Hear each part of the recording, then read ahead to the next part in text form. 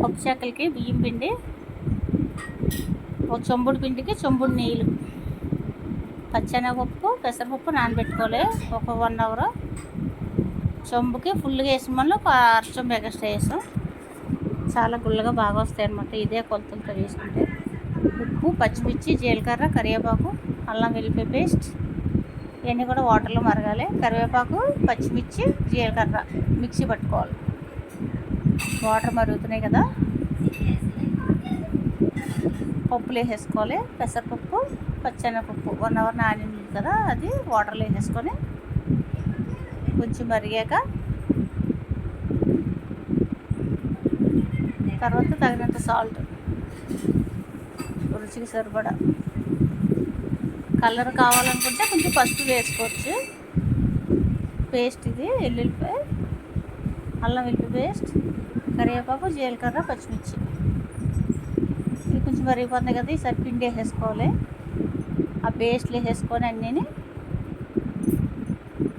చాలా టేస్టీగా ఉంటాయి అన్నమాట. అవి వేసేసుకొని దింపేసుకొని పిండి వేసేసుకోవడం. పొయ్యి మీద పిండి వేసుకొని 2 నిమిషాలు మూత పెట్టేసుకోవడమే. నా వంటలు కనుక నచ్చితే ప్లీజ్ సబ్స్క్రైబ్.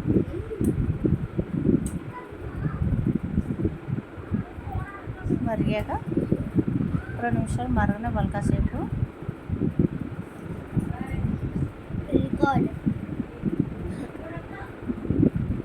మరిగింది కదా,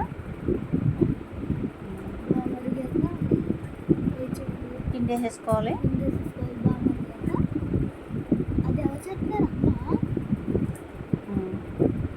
పిండి వేసేసుకొని బాగా ఉక్కబెట్టేసుకోవాలన్నమాట.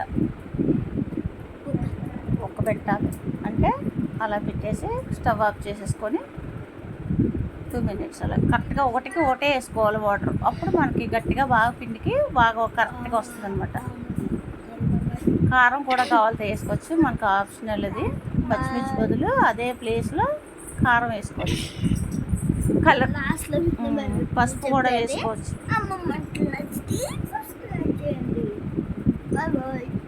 చెప్పు.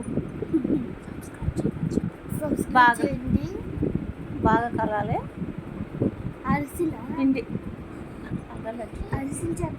పప్పులు ఇవి పప్పడాలు, పప్పు చెక్కలు నువ్వు చేసావు కదా, అయ్యా నాకు బాగా పిండి ఉక్కిపోయింది కదా. అదే నువ్వు నొక్కినాయి బాగా చేసి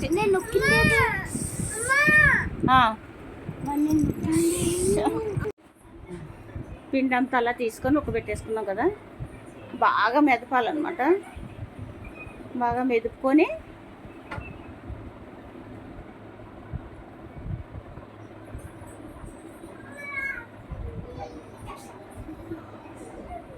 పిసుకాలి. బాగా ఉండలు చేసేసుకొని చిన్న ఉండలు చేసేసుకోవడం.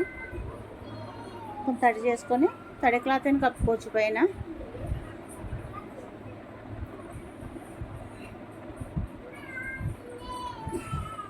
చిన్న ఉండలు చేసేసుకోవాలి.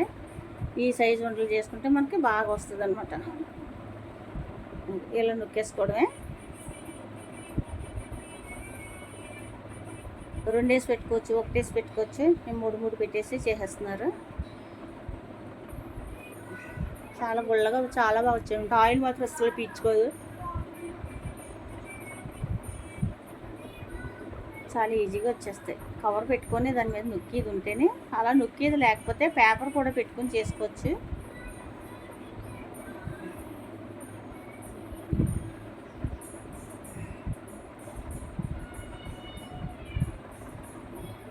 పిల్లలు చేసేస్తున్నారు అందులో. పిల్లలు మనవాడు కూడా మా తనీష్ బాబు కూడా చేస్తున్నాడు.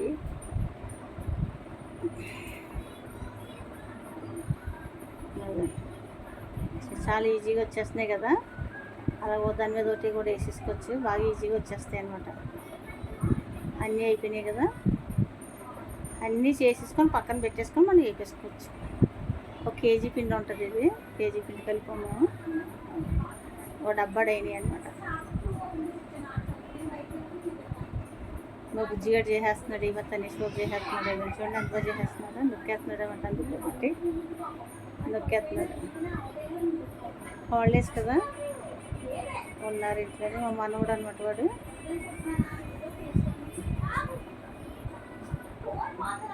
చక్కగా చేసేస్తున్నాడు అనమాట.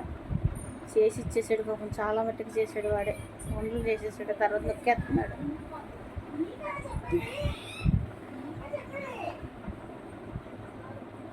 హాలిడేస్ కదా సాయం చేస్తున్నాడు పాపం పిల్లడు.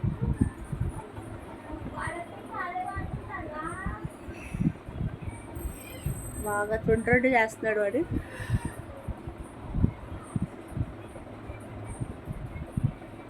ముందు ఆయిల్ పెట్టేసుకొని పెద్ద ముగ్గురు పెట్టి ఆయిల్ వేసేస్తే ఎక్కువ వేసేసుకోవచ్చు అనమాట, బాగా వేయకపోతాయి. ఆయిల్ ఎలాగా స్ట్రైనర్లోకి అందరూ తీసేసుకుంటే ఎక్సెస్ ఆయిల్ అంతా వచ్చేది అనమాట. బాగా ఒకసారి కొంచెం ఏగే వరకు అలా ఉంచి తర్వాత తీసేసుకోవడమే.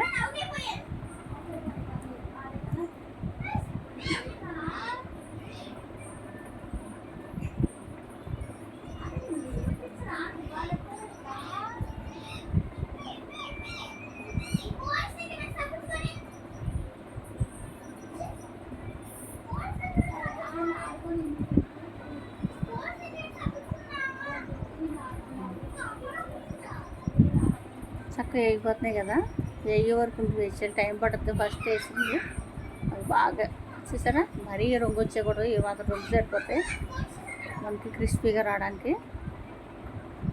మీకు నా వంటలు కనుక నచ్చితే, నా వీడియోస్ నచ్చితే ప్లీజ్ సబ్స్క్రైబ్, లైక్ చేయండి, షేర్ చేయండి, బెల్ ఐకాన్ నొక్కండి, నోటిఫికేషన్స్ వస్తాయి. ఆవకాయ పచ్చడి కూడా వీడియోలు పెట్టాను నేను, నచ్చితే లైక్ చేయండి. ఈ వీడియోలు ఎంత అయిపోయిందండి, 3 వీడియోలు కానీ పెట్టాను. అది అన్నీ అలాగే వేపేసుకోవాలన్నమాట. ఇది ఎనప మూపుడు, ఇది నేను వేసింది. ఎక్కువ పట్టేస్తాను అనమాట. కేజీ ఆయిల్ పడదు, లీటర్ ఆయిల్ పట్టేద్ది. అది వేగిపోవాలి.